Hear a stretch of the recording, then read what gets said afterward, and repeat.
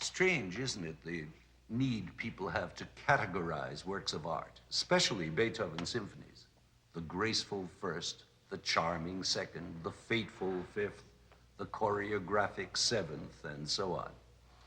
In the case of this 8th Symphony, which I am in the process of restudying, the pigeonholing seems least justifiable of all.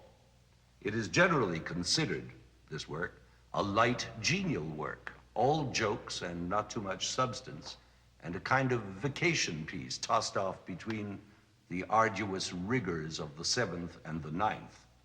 True to some extent, but an attitude which I suspect derives mainly from the tiny but memorable second movement, which is the piece the audience, so to speak, goes out whistling.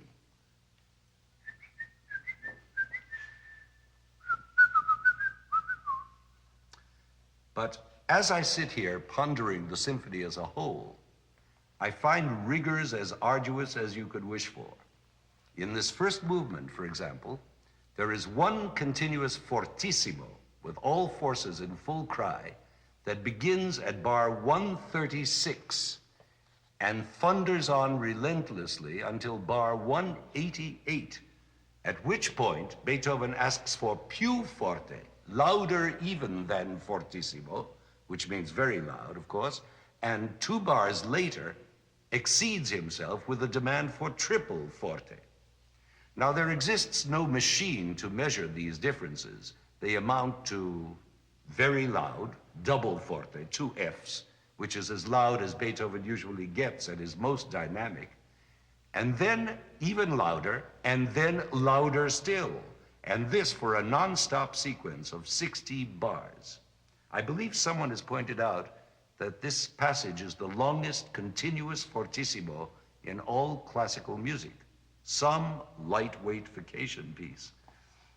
I also find that the third movement is almost as full of sforzati, of stamping and howling accents, as you can find in a movement of any other symphony. There are 27 sforzati on the first page alone of this minuet. And I also find that the finale is one of the most prolonged structures in all Beethoven, extremely reluctant to finish, having at least 5 discernible codas, each of which tops the last.